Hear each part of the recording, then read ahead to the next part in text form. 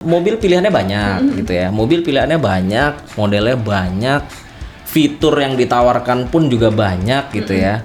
Jadi ya itu sih semua tergantung ya. Banyak sih pilihannya gitu loh.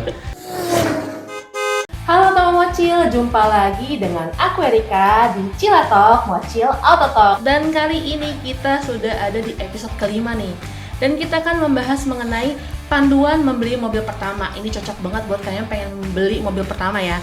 Dan aku nggak sendiri karena aku ditemenin oleh salah satu car reviewer yang sudah dikenal sama orang-orang nih ya. Yaitu ada Mas Aziz. Halo Mas. Halo Mbak, apa kabar? Baik, apa kabar Mas? Alhamdulillah baik Mbak. Nah, berarti kemarin tahun lalu kita ketemu ya, terakhir ya? Betul, project yang sama juga ya. Iya, bener banget. Nah, berarti sekarang kesibukannya apa nih Mas Aziz? Selain bikin konten ya? Iya, bikin konten masih di Instagram, di TikTok, terus di YouTube juga ada di channel pribadi.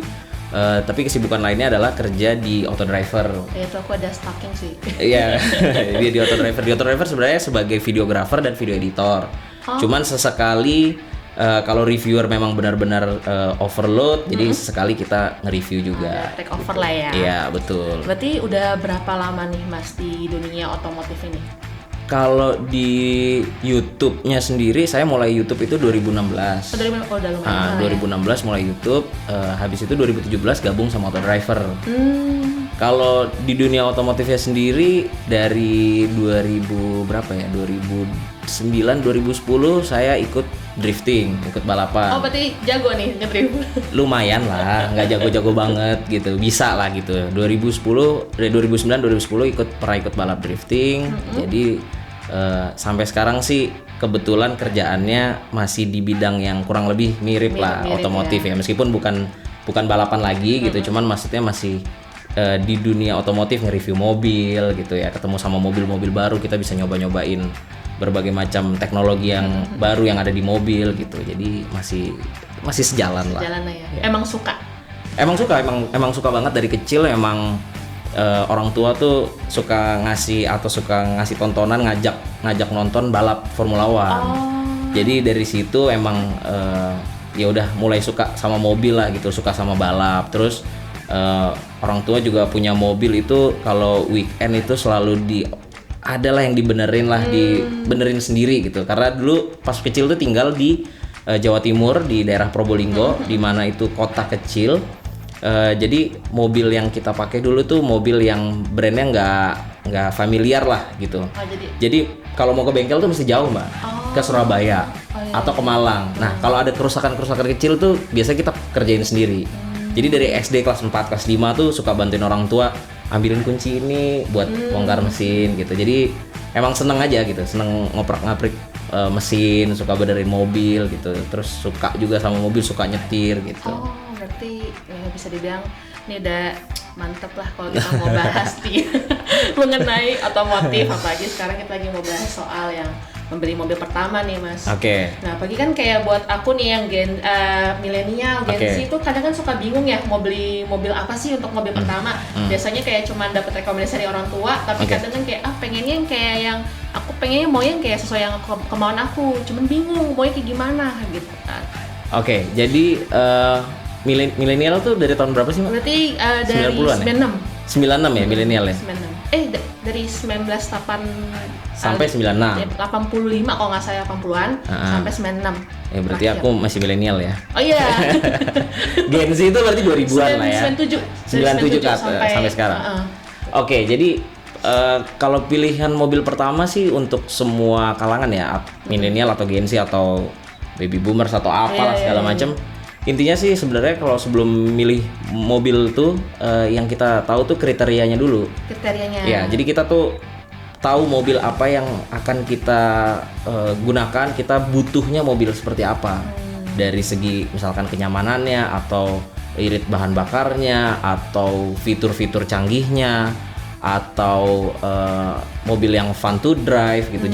Jadi kriterianya dulu nih, kita mau tahu seperti apa gitu. Nah yang kedua budgetnya dulu nih. Budget. Iya, karena penting banget menentukan budget dengan pilihan mobil yang nantinya akhirnya terbeli gitu. Iya, betul. Jadi budgetnya dulu disesuaikan untuk beli mobilnya tuh seperti apa. Setelah tahu kriterianya, setelah tahu budgetnya, terus yang terakhir adalah tentuin mau belinya tuh mau cash atau mau kredit. Misalkan dia butuh mobil yang memang dia udah perlu mobil nih, tapi uang cashnya tidak cukup dengan mobil yang dia pengenin gitu. Nah, pilihannya bisa kredit gitu karena kita bisa beli mobil yang sekarang kita belum punya uang cashnya, kita bisa cicil. Tentunya dengan tidak mengganggu kebutuhan cash flow sehari-hari gitu ya. Salah satunya juga kita bisa pakai DSF ya Mbak ya. Iya, betul banget. Kita bisa pakai DSF untuk kredit mobilnya dan carilah promo-promo yang ada di DSF karena kan banyak banget tuh suka ada promo-promo. Benar. Siapa tahu promo itu justru menguntungkan kita. Benar banget. Untuk kita bisa melakukan pilihan untuk membeli secara cash atau secara kredit kayak gitu. Apalagi ini kan ada namanya platform mocil.id nih Mas. Iya, itu betul. tuh emang tempat beli mobil bekas gitu kan. Tapi secara kredit melalui Deposit Finance, DSF. Dan di situ tuh DP-nya tuh minimal 10%. Sama ada pilihan bunga 5,99%. Nah, itu jadi termasuk paling murah gitu kan, cicilan murah. Terus habis itu juga ada bonus. Nah makanya itu yang penting kan. Kita harus aktif juga mencari promo-promo atau info-info dari Mocilnya, dari DSF-nya supaya kita tahu promo apa yang bisa kita gunakan untuk kita membeli mobil. Betul gitu kan. Ya, benar banget. Berarti tadi kan ada disinggung nih ya, mobil bekas dan baru. Berarti di tahun 2024 ini masih worth it gak sih Mas beli mobil bekas gitu? Tapi kan kita tahu nih ya, mobil baru sekarang banyak banget yang bagus-bagus, yang canggih-canggih. Sekarang banyak mobil Cina yang sekarang kayak gila, fiturnya udah nggak main-main kan. Tapi kita belum tahu kan bagaimana gitu. Mas gimana? Worth it atau enggak, sebenarnya kalau beli mobil bekas salah satu keuntungannya adalah depresiasinya lebih lambat dibandingkan beli mobil baru. Cuman kita juga nggak menutup mata juga kalau mobil-mobil baru itu punya fitur-fitur teknologi yang canggih gitu, yang di mobil bekas nggak ada gitu ya. Jadi worth it atau enggaknya sih sebenarnya tergantung budget juga sih, tergantung budget calon pembeli yang kira-kira dia butuh fiturnya seperti apa. Terus dia butuh dia punya budgetnya seberapa. Kalau misalkan dia tidak perlu fitur-fitur canggih tersebut, artinya beli mobil bekas dengan budget yang udah dia alokasikan mungkin bagi dia worth it. Tapi kalau misalkan maksa dengan duit yang nggak seberapa, budgetnya nggak besar untuk bisa ngejar ke mobil yang baru yang dapat yang lebih canggih segala macam, ya bisa jadi nggak worth it. Jadi sebenarnya worth it nggak worth it itu sebenarnya tergantung sama kebutuhan masing-masing dengan budget yang ada. Apakah worth it-nya beli mobil bekas karena misalkan dia baru menikah, baru punya anak satu, yang dimana kalau dia ingin ke dokter, dia ingin berpergian untuk belanja, kalau naik motor dia kehujanan, jadi dia butuh mobil. Nah kalau untuk orang seperti ini kan dia nggak peduli dengan fitur-fitur canggih gitu ya kan, dia nggak peduli dengan fitur-fitur canggih, dia butuh mobil yang tidak kehujanan, yang bisa masuk tol, yang aman gitu ya. Jadi dia bisa beli mobil bekas dengan harga yang lebih terjangkau. Nah itu jadi worth it kan? Iya benar. Gitu. Jadi kalau misalkan orang duitnya nggak cukup tapi memaksa untuk beli mobil baru, ya sebenarnya nggak salah juga sih. Kalau misalkan dia beli mobil barunya untuk menunjang pekerjaan dia. Misalkan emang harus beli mobil mewah untuk menunjang dia untuk ketemu klien, untuk meeting, ya nggak salah juga. Itu juga bisa dibilang worth it juga gitu loh. Jadi balik ke kebutuhan keperluan masing-masing orang. Betul berarti ngerti sih. Kalau misalnya kayak aku, berarti mendingan kayak cuman butuh buat bisa mobilitas nih kemana-mana, mendingan beli mobil bekas gitu kan ya. Masih oke. Nah berarti tadi kan udah bilang nih sesuai dengan worth it enggaknya. Berarti lebih baik beli mobil baru atau mobil bekas? Balik lagi tadi seperti yang udah saya sampaikan, kalau lebih baik beli mobil baru atau mobil bekas semuanya tergantung keperluan. Kalau cuman butuh mobil bekas pun juga nggak semuanya jelek gitu ya. Karena ada misalkan kita punya budget 300 juta. Ya. Jadi dengan budget 300 juta kita mobil baru kita bisa belinya let's say Toyota Avanza. Ya. Tapi dengan budget 300 juta di mobil bekas let's say kita bisa dapat Toyota Innova. Yang lebih nyaman, yang lebih bertenaga mesinnya gitu, yang lebih mungkin nggak lebih irit daripada Toyota Avanza, cuman dia lebih lega, akomodasi di dalam kabinnya, terus dengan fitur-fitur yang ada mungkin tidak sebagus fitur yang ada di Avanza karena Avanza mobil baru gitu ya. Misalkan dia udah punya konektivitas Apple CarPlay gitu ya. Dan Innova yang bekas 300 juta itu belum punya fitur Apple CarPlay. Jadi ya itu tinggal dikondisikan aja sih sebenarnya maunya gimana gitu, lebih milih mau mobil baru Toyota Avanza 300 juta atau mobil bekas Innova. Ya. Berarti dalam kondisi apa sih Mas kalau mau beli mobil bekas yang baru nih kita kan 300 juta. Berarti kayak misalnya contoh ada pilihan mobil Honda HR-V 2022. Ada mobil Honda HR-V juga tapi 2024. Ini kan sama nih ya sebenarnya dari segi fitur tapi cuma beda tahunnya doang gitu. Jadi kalau Honda HR-V 2022 itu berarti udah yang model yang terbaru. Artinya mobilnya masih sama dengan yang 2024. Yang 2024 pasti kalau kita beli baru kita nggak mikirin yang namanya servis. Karena servis pasti kalau misalkan beli mobil baru ada gratis servis di kilometer sekian sampai sekian gitu. Kalau kita beli mobil bekas kita dapat kilometer yang udah lumayan tinggi. Kita juga mesti cari mobil bekas yang kualitasnya masih oke gitu. Dan mobil bekas HR-V 2022 2024 sih sebenarnya kurang lebih mirip ya. Cuman bedanya yang bekas harganya lebih terjangkau. Yang 2024 harganya pasti lebih tinggi karena mobil baru gitu ya. Jadi balik lagi sesuai budget ya. Apakah budgetnya itu bisa untuk beli mobil baru atau beli mobil bekas? Gitu aja sih. Plus minus lah ya. Ya, karena semua mobil pasti ada plus minusnya. Baik beli mobil bekas atau beli mobil baru. Nah, berarti nih kalau misalnya beli mobil bekas ya. Kan kadang kan kayak buat aku gini apalagi cewek ya. Itu tuh suka bingung apa sih harus dicek gitu kondisinya. Tapi kan banyak nih takutnya amit-amit zong belinya contohnya kilometernya dimainin atau gimana gitu. Itu apa aja sih harus yang dicek sebagai customer, calon pembeli. Ngomongin soal kilometer dimainin tuh sekarang gampang banget ya untuk mundurin kilometer karena sekarang kan banyak kan mobil tuh kilometernya digital. Digital tuh justru lebih gampang untuk dimundurinnya. Mereka punya alat khusus lah untuk ngejumper atau apa segala macam gitu. Sebenarnya untuk tahu kilometer itu dimundurin atau enggak, kita bisa cek ke bengkel resmi. Kita cek ke bengkel resmi, kita lihat service recordnya seperti apa. Kalau misalkan itu mobil sebenarnya actualnya kilometer 100.000, tapi ternyata pas kita lihat kilometer 30.000. Pas kita cek ke bengkel resmi, kalau memang dia beneran servis di bengkel resmi, pasti recordnya bengkel resmi kan ganti olinya udah ganti oli yang ke 100.000 nih gitu.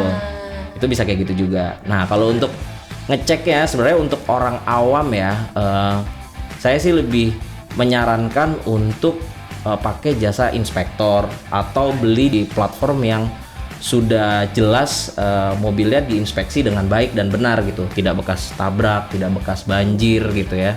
Karena itu untuk orang-orang awam yang nggak ngerti mobil lebih baik pakai jasa seperti itu, jasa inspektor atau beli mobil dari platform yang memang sudah punya garansi lah. Mobil itu tidak bekas tabrak, tidak bekas banjir dan kondisinya bagus kayak gitu. Jadi ya kalau untuk orang awam yang nggak mau pakai jasa itu atau mau coba cari sendiri, yang mesti dicek sih banyak banget ya detailnya gitu. Makanya ya agak PR juga sih ngasih taunya gitu ya. Cuman yang jelas yang pasti kita kalau bisa cari mobil yang kilometernya nggak dimundurin.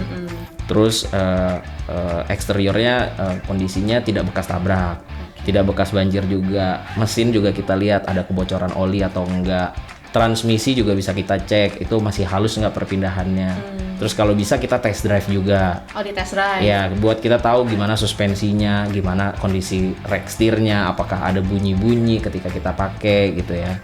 Jadi ya sebenarnya banyak sih. Sebenarnya untuk mempermudah ketika orang mau ngecek mobil, itu kalau misalkan kita udah tahu kriterianya dulu tadi, terus kita udah tahu budgetnya, kita udah tahu kira-kira kita mau beli mobil apa gitu ya. Misalkan kita mau beli Honda CR-V gitu ya. Iya. Kita bisa juga cari-cari komunitas CR-V di Facebook. Oh, iya. Itu tuh bisa membantu kita untuk tahu kekurangan mobil itu setelah dipakai sekian puluh ribu kilo. Biasanya mereka komunitas tuh suka share. Oh, kasih kayak review-review gitu. Betul, misalkan saya di kilometer 50.000 ada problem di misalkan di suspensi. Nah, terus habis itu temennya ada yang nanya misalkan kenapa problemnya, terus dia habis dari bengkel, oh ternyata ininya gitu. Jadi kalau misalkan kita udah baca, kita udah tahu kekurangan itu mobil, kita begitu ngecek mobilnya, kita tahu nih, oh yang kita mesti cek dulu nih suspensinya nih. Ternyata suspensinya kayaknya bermasalah. Misalkan ya, misalkan Honda CR-V suspensinya bermasalah gitu misalkan. Ya, jadi kita udah tahu duluan nih kekurangan tuh mobil apa aja. Jadi ketika kita lihat mobil, kalau bisa jangan lihat cuma satu mobil. Kita lihat 1, 2, 3, 4 gitu. Habis itu kita pilih lah, ya dibandingin gitu. Dari 4 mobil ini bener nggak suspensinya di kilometer segini tuh berasa atau memang mereka sudah melakukan pergantian gitu. Kita juga bisa tanya ke penjualnya gitu loh. Ketika kilometer 50.000 udah ganti shock breaker belum gitu, kayak gitu-gitu. Jadi Facebook, komunitas di Facebook tuh membantu kita untuk tahu kekurangan mobil supaya kita lebih mudah untuk ngeceknya ketika mau beli sebuah mobil gitu.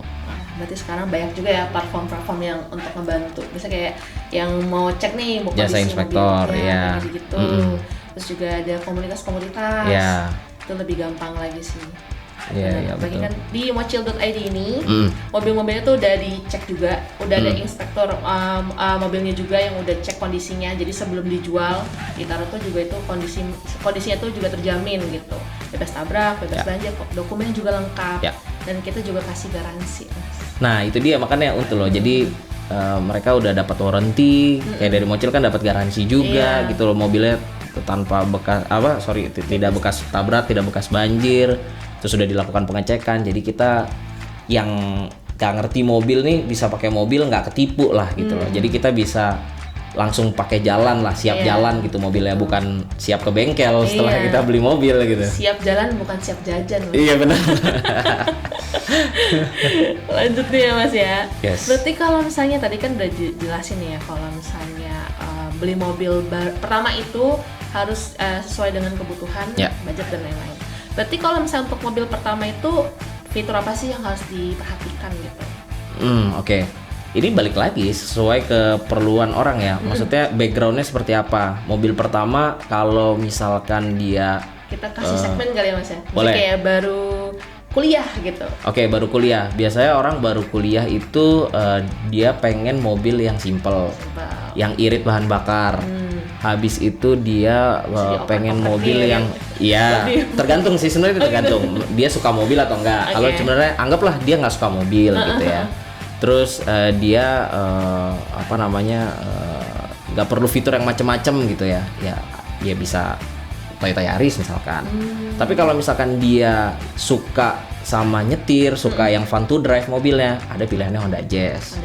Gitu misalkan. Jadi macam-macam, atau mungkin dia mobil anak kuliahan yang orang tuanya kaya. Belinya Mini Cooper. Funky gitu kan. Mobilnya mungkin Mini Cooper bukan mobil yang akomodasinya lega dibandingkan Honda Jazz, dia lebih lega Honda Jazz gitu ya. Maksudnya dalamnya posisi naruh barang-barang apa segala macamnya. Tapi Mini Cooper punya tenaga yang lebih kencang, punya pengendalian yang lebih fun, go-kart feeling, seperti itulah. Nah kalau misalnya baru kerja gitu. Oke, baru kerja, udah punya istri belum? Belum, ini buat yang kayak baru merintis lah ya dari karirnya gitu. Ya tergantung, balik lagi gajinya berapa. Gajinya berapa sebulannya gitu. Terus dia keperluannya mobil seperti apa, pengennya sedan, atau juga orang juga baru kerja, dia butuhnya mobil keluarga yang 3 baris untuk bisa bawa orang tuanya untuk jalan-jalan kan sebenarnya itu masih cocok ya. apa ya, karena mobil banyak banget sih ininya apa namanya tipenya, modelnya gitu loh. Jadi semua tergantung, orang baru kerja tapi backgroundnya dia suka nyetir, bisa beli sedan biar terlihat eksekutif muda lah misalkan. Dia bisa beli BMW seri 3 misalkan, dia cocok, nggak terlalu besar nggak terlalu kecil. Atau kalau Mercy-nya dia bisa beli C-Class. Terus ya ada yang misalkan dia belinya mobil Jepang, Honda Civic gitu misalkan, ya gitu. Jadi macam-macam sih, semua tergantung keperluan, kebutuhan, fitur apa yang kita mau pakai di mobil gitu ya. Misalkan dia butuh fitur kamera 360 derajat gitu, misalkan dia butuh fitur jok elektrik, atau dia butuh fitur yang pengaturan setirnya elektrik, butuh pemanas kursi, pendingin kursi, atau segala macam, kan banyak banget fitur mobil ya. Jadi balik lagi semua tergantung keperluan dan kebutuhan masing-masing. Nah berarti tipe mobil seperti apa sih yang ideal gitu untuk mobil pertama? Kan banyak nih ya tadi kan, ada city car, MPV, hatchback, SUV gitu. Ya idealnya balik lagi sih sebenarnya jawabannya adalah kalau ditanya ideal, karena semua mobil pilihannya banyak gitu ya. Mobil pilihannya banyak, modelnya banyak, fitur yang ditawarkan pun juga banyak gitu ya. Mobil-mobil baru, mobil bekas pun juga masih mempunyai fitur-fitur yang bagus. Misalkan mobil bekas tapi sebenarnya itu dulunya mobil mewah, harganya kan sebenarnya udah turun. Betul. Gitu, dia punya fitur yang mobil baru dengan harga segitu nggak punya gitu misalkan. Jadi ya itu sih semua tergantung ya. Banyak sih pilihannya gitu loh. Jadi makanya enaknya kalau misalkan ada yang nanya gitu, misalkan ada yang nanya ke saya, mau beli mobil nih, mobil pertama gitu, cocoknya apa? Nggak bisa gitu. Gue tanya dulu nih, butuhnya apa? Gitu ya? Lu butuh fitur apa? Butuh keperluannya apa, dipakainya seberapa sering, terus butuh yang tenaganya kenceng kah, atau butuh yang tenaga bodo amat deh gitu, tenaga mesin nggak masalah tapi butuhnya saya yang irit gitu, irit BBM, ya pilihannya akan beda lagi gitu. Jadi ya banyak pilihan mobil, jadi semua balik lagi ya tergantung kebutuhan, tergantung keperluan, tergantung budgetnya. Bener-bener. Iya.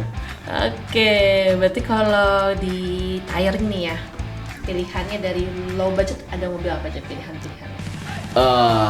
Yang Mas Aziz tahu deh. Kalau saya saran sih misalkan low budget city car gitu ya, pilihannya ada ya Toyota Yaris, ada Honda Jazz. Terus kalau pengen mobil yang LMPV bisa bawa 3 baris, ada 7 penumpang gitu, ada bisa pakai expander, terus bisa pakai Avanza atau Veloz gitu ya. Kalau misalkan pengen yang lebih fleksibel, dia bisa pakai expander cross misalkan, atau Stargazer X yang dia sebenarnya basicnya sama dengan expander atau Stargazer biasa, tapi dia punya ground clearance yang lebih tinggi gitu ya. Kayak gitu bisa. Terus atau yang mau punya budget lebih gitu, mau SUV itu bisa ada Pajero Sport. Terus misalkan ada Pajero Sport kan yang leather frame, ada CR-V misalkan, ada pilihan CR-V, atau ada Mazda CX-5. Atau kalau mobil yang mau Eropa ya BMW, Mercy, itu pilihannya juga ada beberapa yang menarik juga untuk bisa dipilih gitu ya. Ya balik lagi sih, semuanya mobil itu pilihannya tergantung. Jadi enaknya kayak kalau orang nanya tuh kita tanya dulu dia maunya apa, perlunya apa, baru kita saranin oh mending ini aja. Kadang juga gini bisa, misalkan dia mau beli mobil A sama B. Yang A ini mobilnya boros, yang B mobilnya irit. Terus habis itu dia yang A boros tapi spare partnya murah, yang B irit tapi spare partnya mahal. Nah itu balik lagi ke si yang nanya gitu ya, pembeli gitu, calon pembeli mau pilih mobil yang mana gitu loh. Jadi dia pertimbangannya di BBM-nya atau di spare partnya, karena ada beberapa mobil yang misalkan bahan bakarnya boros, tapi spare partnya murah karena dia mobil yang cukup banyak gitu. Tapi ada juga mobil yang dia bahan bakarnya diklaimnya irit, tapi karena brandnya lumayan tinggi, jadi spare partnya mahal. Jadi ya semua balik lagi sih. Iya, kita nggak bisa. Kalau ditanya orang sarannya kira-kira bagusan beli mobil apa, ngobrol dulu deh. Ini gitu, ngobrol dulu, tanya-tanya dulu misalkan mau beli mobil apa gitu kan. Jadi kita bisa kasih saran yang terbaik lah gitu loh. Kita juga nggak mau menjerumuskan atau apa dia bisa salah beli, salah pilih gitu loh. Jadi biar bisa enak sesuai kebutuhan, sesuai budget gitu. Nah, berarti selain dari harga mobilnya, hal-hal apa aja sih yang kayak kira-kira nih ternyata gue beli mobil ini ternyata kayak gini-gini nih, ada biaya begini, apa aja sih yang harus diperhatikan ketika beli mobil pertama, apalagi kan mobil bekas ya berarti ya?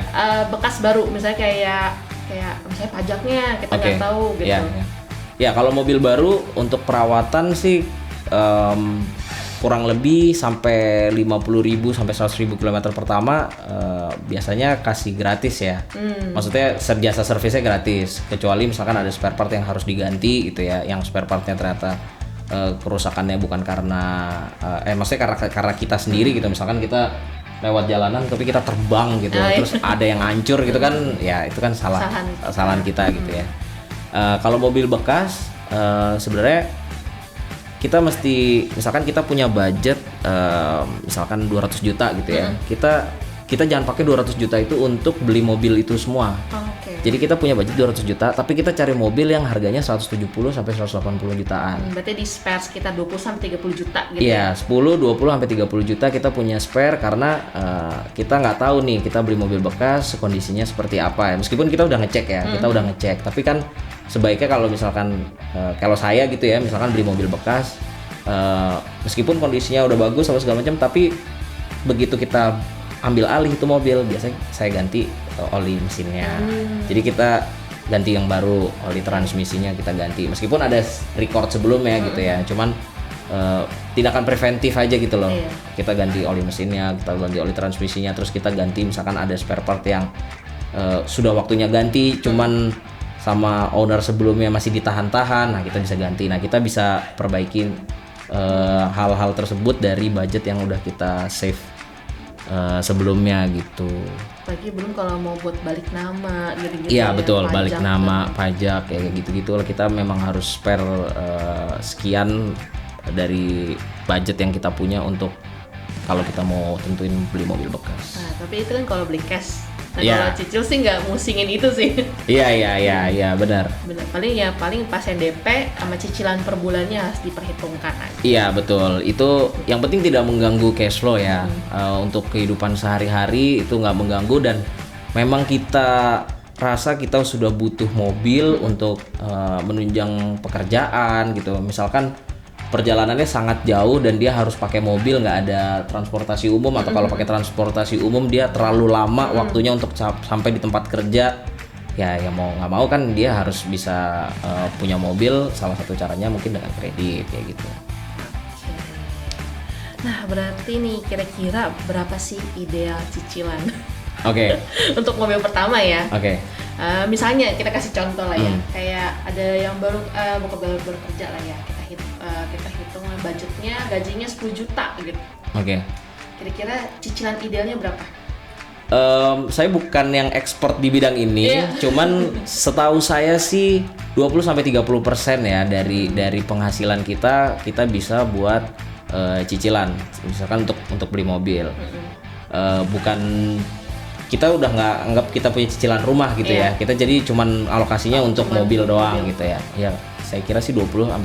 Mungkin Mbak Erika yang lebih paham soal cicilan yang seharusnya. Iya, berarti sekitar 2-3 jutaan masih oke per bulan. Iya, asal sebenarnya tidak mengganggu. Ya tergantung juga sih sebenarnya dengan kehidupan sehari-harinya seperti apa gitu kan.